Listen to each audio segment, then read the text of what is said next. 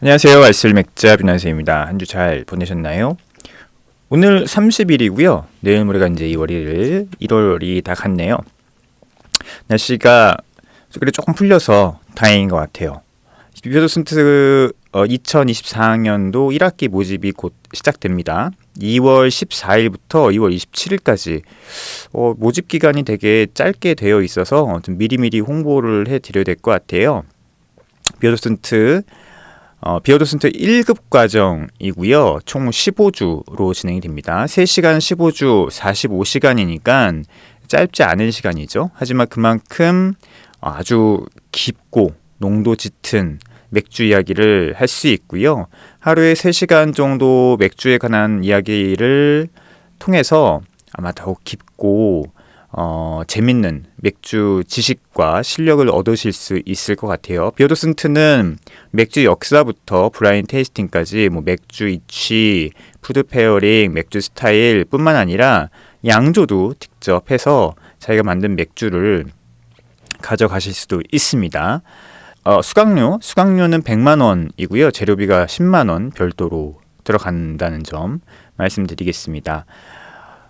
또 하나 좋은 점은 비오도슨트 과정을 통해서 맥주 업계에 계시는 다양한 분들을 만날 수 있다는 건데요. 이분들을 만나면서 만약에 맥주 쪽으로 들어오시고자 하시는 분들이 계신다고 하면 조금 더 다양한 경험들을 미리 들으실 수도 있고 또 네트워크를 쌓으실 수도 있어요.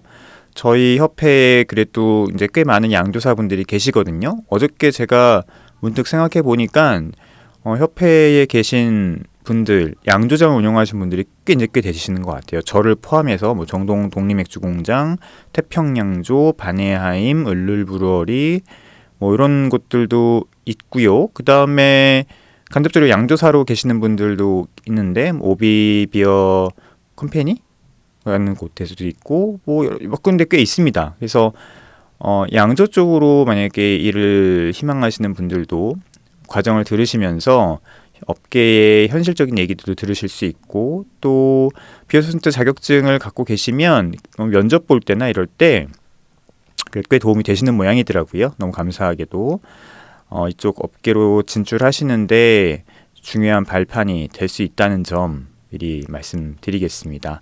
비오도슨트 과정이 계속 업그레이드가 되고 업데이트가 되면서 좋은 과정으로 거듭나고 있는 것 같아요. 또 하나는 또 도슨트 나오시면은 비오도슨트 포럼에 들어오셔서 이전에 교육하셨던 분들 또 만나실 수 있고 1년에 한 번씩 비오도슨트 밤에서 같이 맥주 마시는 시간, 만나는 시간 준비하고 있고요. 또 만약에 저희 협회의 정회원이 되셔서 협회를 도와주고 싶다. 그리고 맥주 쪽으로 내가 꼭 직업이 아니더라도 맥주 문화가 좀 더 발전하는 데 있어서 내가 좀 더 뭘 하고 싶다. 할 수 있다. 라고 하신 분들 저희 정회원으로 들어오실 수 있거든요. 들어오시면 또 좋을 것 같습니다. 비오도슨트가 되셔서 저랑 또 종종 보시고 또 저희 협회 식구가 되셔서 저희 협회가 하는 일에 대해서 함께 동참해 주시면 이게 꼭 직업으로 하지 않으셔도 되잖아요. 저 같은 경우는 이제 맥주가 직업이 됐기 때문에 이것저것 하고 있지만 맥주가 꼭 직업이 될 필요는 없거든요. 네, 본업이 있고 하지만 우리가 본업만 갖고서는 인생을 재밌게 살 수 있는 건 아닌 것 같아요. 저희 직원들한테도 종종 일하지만 물론 내가 재미있는 게 직업이 되면 제일 좋겠죠. 근데 현실적으로 그렇지 않을 가능성이 훨씬 많거든요.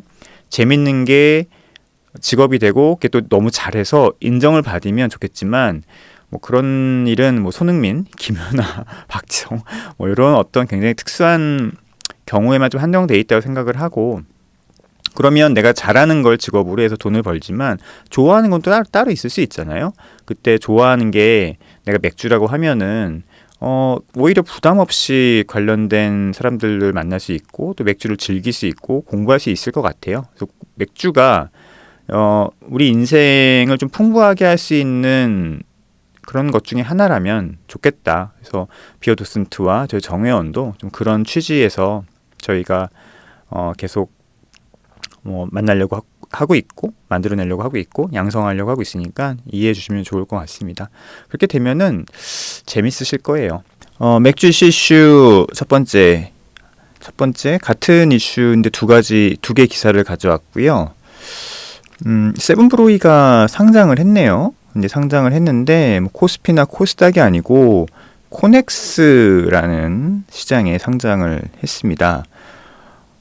실적이 부진해서 코스닥 상장 규정이 미달했다고 생각이 들었는지 코넥스로 일단 상장을 하고 나중에 뭐 코스피나 코스닥으로 가려고 하겠죠. 코스닥으로 상장을 또 하려고 하는 것 같은데 별로 안 좋은 것 같습니다. 지금 여러 가지 기사들을 보니까 딜사이트라고 하는 곳에 기사를 보니까 수제맥주 세븐브로이 코넥스로 선회한 이유 해가지고 기사가 나왔어요. 줄기차게 코스닥 상장을 노려왔던 세븐브로이가 코넥스로 선회한 배경에 관심이 쏠리고 있다. 코스닥 진출을 위해서 단계를 밟아왔지만 한 발 물러난 셈이기 때문이다. 라고 지금 얘기를 하고 있습니다. 곰표 맥주 생산마저 제주 맥주에 뺏긴 탓에 질적 요건인 성장성 부분에 규정을 미달했기 때문에 코스닥으로는 못 간 것 같아요. 뭐 이런저런 준비를 착실히 했는데 결국은 실적이 발목을 잡았다고 기사가 얘기를 하고 있습니다. 세븐브로이가 코스닥이 아닌 코넥스 시장에 상장했다는 점이 눈길을 끄는데 17일부터 코넥스 시장에서 이미 이제 거래가 되고 있다고 합니다. 상장 주선인은 키움증권이 했다고 하는데 이후에는 이제 실적 부진이 결국은 핵심이다라는 얘기를 하고 있고 코스닥 상장 요건이 뭐 시가총액 500억 원 이상이고 직접 매출 30억 원 이상의 뭐 2년 평균 매출 중에 20% 이상의 블라블라블라블라 이렇게 있는데 그걸 충족을 못했다는 거죠. 세븐브로의 경우에 매출액이 2020년에 72억 원, 2021년에 403억 원, 2022년에 327억 원으로 2년간 평균 매출 증가율이 224%에 달했다. 이에 2022년만 해도 경영성과 등 형식적 요건 심사는 무난히 통과할 것으로 전망했다. 라고 하는데 작년부터 문제가 된 거죠. 작년부터 모든 이제 소위 얘기하는 수제 맥주 회사들, 편의점 수제 맥주 회사들이 다들 꺾어진 시기였으니까요. 곰표 맥주가 제주 맥주에 뺏겼고요. 원래 곰표 맥주가 만약에 제주 맥주에 뺏기지 않았으면 세븐브로의 계획은 계속 진행이 되었을 가능성이 크다고 저는 봅니다. 이렇게 해서 매출 성장세도 떨어지고 수익성까지 악화됐기 때문에 코넥스로 선회할 수밖에 없었다. 코넥스는 조금 더 상장 요건이 수월한 것 같더라고요. 세븐브로이는 지난해 3분기 동안 전년 동기 4.1% 감소한 274억 원의 매출과 35.8% 급락한 56억 원의 영업이익을 거뒀다. 라고 하네요. 140억 원을 2021년에 유치할 때 3년 내 IPO를 진행한다는 조건이었다고 해요. 그러니까 어떻게든 상장을 했어야 되는데 이제 코넥스 상장이 훨씬 수월했기 때문에 어쨌든 뭐 상장을 한 거고요. 그래서 한국거래소 관계자는 매출 증가율 등 형식적인 심사 요건을 달성한다고 해도 무조건 상장에 성공할 수 있는 건 아니다. 당연하죠. 상장 요건이 얼마나 까다로운데요. 그리고 상장은 진짜 막 시켜주면 안 돼요. 그거는 공공의 이익에 반하는 것이기 때문에 퍼블릭이잖아요. 공공시장에 올리는 거기 때문에 더 이상 회사가 내 개인의 것이 아니고 공공 주식을 이제 오픈해놓고 사고 팔 수 있는 시장이기 때문에 회사가 아무 회사나 올려주면 큰일 납니다. 제주맥주가 지금 그걸 보여주고 있죠. 기업의 성장성, 계속성 등 질적 요건을 충족해야 하는데 실적 악화에 대해 타당성이 결여된다면 상장 심사 승인이 거절될 수 있다. 뭐 당연한 얘기죠. 코넥스 상장 규정은 코스닥 대비 매출, 시가총액 등의 조건이 완화되어 있다. 그렇다고 합니다. 근데 문제는 지금 이런 코스맥 시장, 굉장히 작은 시장에 상장을 했는데 상장하자마자 6거래일 연속 하락세를 나타냈다는 거예요. 한 주당 7,130원으로 상장을 했어요. 우와, 되게 높게 했네. 근데 24일 종가가 2,600원으로 63%나 떨어졌네요. 주가가.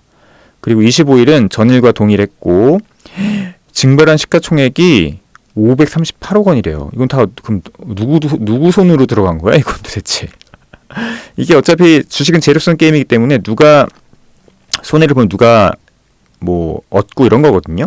그럼 538억 원은 또 누구 호주머니 속에 들어갔다는 건데, 와, 그러네요. 또 거기 비슷한 기사가 또 하나 나와서 소개해드립니다. 조선비즈 기사고요. 코넥스 상장한 곰표 밀맥주 제조사 상장 직후 5연속 하한가. 무슨 일?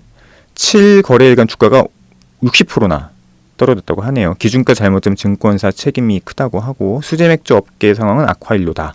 뭐 요런 기사예요. 그래서 세븐브로이가 코넥스 상장 직후 5연속 하한가를 기록했다라고 하네요. 그래서 증권사가 기업의 공정가치를 평가하는 역할을 소홀히 했다는 비판이 나온다.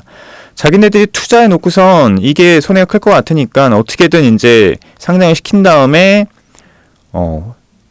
이 개인의 호주머니를 싹 빼서 어떻게 손해를 만회하려고 했던 거죠. 그러니까 이게 참 그래요. 뭐 제 입으로 직접 말씀드리긴 뭐 하지만 이렇게 상장을 막 시키면 안 되거든요. 세븐브로이 맥주는 17일 상장 첫날 시초가가 6,420원이었는데 증권사들이 기업 가치 대비 기준가를 너무 높게 잡아 처음 접한 개인 투자자들이 적지 않은 손해를 보게 됐다는 것이다.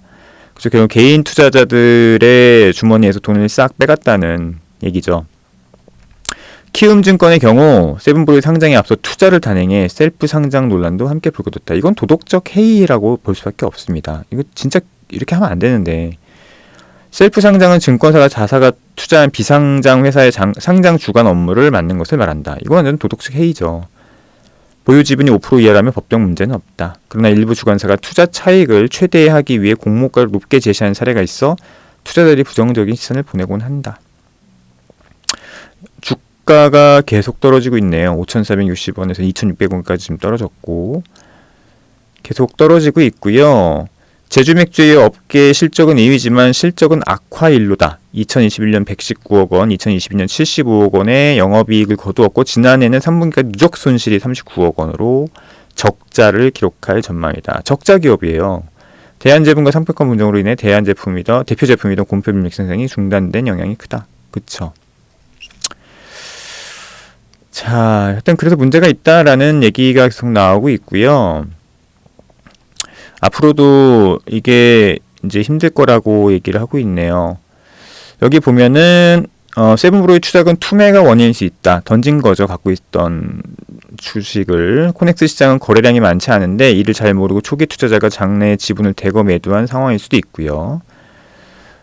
그래서 코넥스 투자자들은 정보가 부족해서 상장 당일 주가를 보고 싸다 비싸다 판단을 내리고 거래하기 때문에 이런 일이 일어날 수 있고, 코넥스 시장의 경우 투자자 공모 절차가 없어 상대적으로 투자자 보호가 부족한 실정이다. 투자자 공모 절차가 없어요. 간단한 유의사항만 읽고 동의하면 바로 주식을 사고팔수 할 수 있다고 하네요. 이 코넥스 시장은. 그리고 유가증권 시장 코스닥 상장 기업과 달리 상장 전에 증권 신고서 등 주요 내용이 공시되지도 않는다고 하네요. 이거 완전히 위험한 시장이네요. 여기다가 상장을 했군요. 식품 제조업이 참 어떻게 봐야 돼 이거? 벤처기업들이 코스닥 이전 상장을 노리고 코넥스 시장에 진입하지만 공모 기능이 없어 기존 투자자 퇴로 확보 외에 어떠한 기능을 하고 있는지 의문. 그러니까요. 이 시장 너무 위험한 시장인데요. 리스크가 너무 심한 시장이네. 상장 기업들의 가치가 적당하다 보기 어렵고 결국 정보가 부족한 개인 투자자만 피해를 보는 구조라고 하네요. 그러네요. 불확실성이 너무 크고 리스크가 너무 크고, 이건 뭐 투자라기보다는 약간 투기성이 좀 강한 시장이라고 볼 수도 있을 것 같은데요. 시장에서는 수제맥주 기업에 대해서도 부정평가를 내리고 있다. 제주맥주가 동전주로 전락했다라고 하면서 900원까지 떨어졌죠. 제주맥주 주가가 3,200원에 상장을 했는데 지금 900원 돼서 시가총액이 525억 원에 불과하다고 합니다. 세븐브로이 상장 당일 시가총액이 훨씬 더 적다. 제주맥주도 계속 적자라고 하면서 홍준이 한국 주류 수입업의 고문은 전체 주류 시장 규모는 유지되는 가운데 최근 하이볼을 마시는 문화가 트렌드도 다시 하면서 맥주 대비 위스키 매출이 늘어났다. 뭐 이렇게 얘기하고 있네요. 그래서 이거는 모르겠습니다. 이 세븐브루이가 코넥스에 상장한 게 과연 기업의 미래를 위해서 옳은 결정일까라는 생각을 하고요. 결국은 돈놀이의 중심이 된 맥주 회사가 된 거죠. 맥주 자체로 평가를 받거나 그 회사 자체의 미래 가치에 대한 어떤 그런 것보다는 투자를 한 거를 빨리 빼먹으려고 하는 그냥 하나의 껍데기만 맥주 회사인 어떤 뭐 투기라고 하긴 그렇지만 굉장히 본질과는 벗어난 어떤 그런 환경에 세븐브로이가 놓였다는 생각이 들고요. 회사 자체의 가치에 집중하지 않고 이런 것에서 계속 멀어지다 보면 결국 남는 것은 껍데기, 그리고 그 껍데기는 쉽게 부서질 수밖에 없거든요. 안타깝네요. 예, 별로 세븐브로이의 장래에 대해서 그렇게 긍정적으로 볼 수만은 없을 것 같습니다. 이렇게 내가 계속 그 회사가 적자를 보게 되면 결국은 이 퍼블릭 시장에 상장된 회사들은 나와야 되고 그 다음에 청산밖에 없어요. 누가 인수를 하기 전까지는. 지금 이렇게 올라왔기 때문에 인수도 못 하거든요. 그럼 누가 이제 주식을 공공시장에서 사야 되는데 쉽지 않죠. 안타까운 기사고요.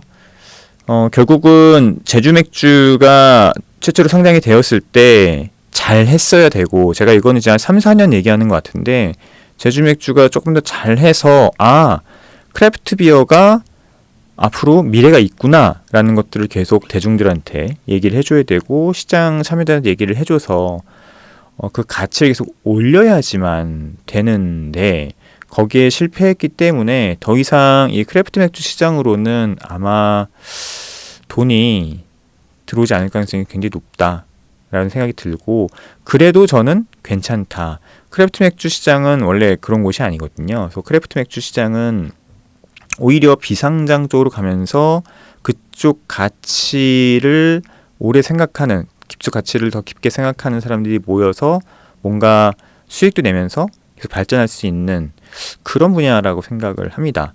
그래서 저는 이 크래프트 맥주 분야는 이 퍼블릭과는 조금 맞지 않을 수 있다. 퍼블릭이라고 하는 것은 무조건 성과를 내야 되거든요. 이익을 내야 되고 그런데 눈에 보이지 않는 가치를 품을 수 있는 게 크래프트 맥주라고 생각을 하기 때문에 그런 가치들, 그러니까 눈에 보이지 않는 가치와 뭐 당연히 그리고 돈을 벌어야죠. 수익을 내지 않는 기업은, 회사는 그렇죠. 존재 가치가 없을 수도 있거든요.